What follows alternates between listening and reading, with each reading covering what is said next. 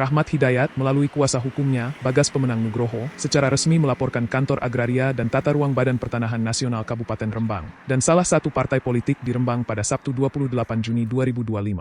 Laporan ini terkait dugaan tindak pidana penghambatan hak masyarakat dan penyerobotan tanah yang terjadi pada 10 April 2025 di Desa Ngotet, Kecamatan Rembang, Kabupaten Rembang.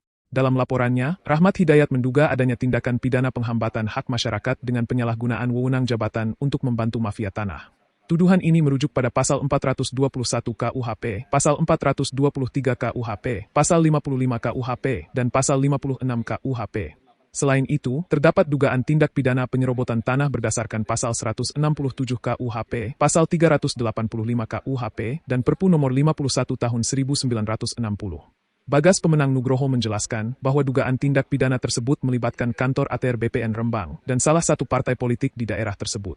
Perkara ini bermula ketika Rahmat Hidayat mendaftarkan surat kepemilikan tanah berupa sertifikat hak milik melalui Panitia Pendaftaran Tanah Sistematis Lengkap atau PTSL 2025, Desa Ngotet pada 20 Februari 2025. Berkas permohonan tersebut diterima oleh panitia dengan nomor registrasi 100-PTSL-2-2025. Rahmat Hidayat juga telah melakukan pembayaran sesuai ketentuan yang berlaku. Pihak PTSL menyatakan bahwa berkas permohonan hak miliknya sudah lengkap. Kemudian, pada 12 Juni 2025, panitia PTSL Rembang menyerahkan berkas permohonan Rahmat Hidayat ke kantor ATR BPN Rembang. Namun, berkas tersebut ditolak tanpa pemeriksaan awal oleh Ketua Panitia Adjudikasi PTSL, Amrianto Samad dan Sulistia. Alasan penolakan adalah adanya penyanggahan dari salah satu partai politik. Menyikapi hal ini, pada 17 Juni 2025, kuasa hukum Rahmat Hidayat menjelaskan kepada kantor ATR BPN Rembang bahwa sanggahan dari partai politik tersebut pada 10 April 2025 hanyalah asumsi, tanpa adanya bukti atas hak yang sah.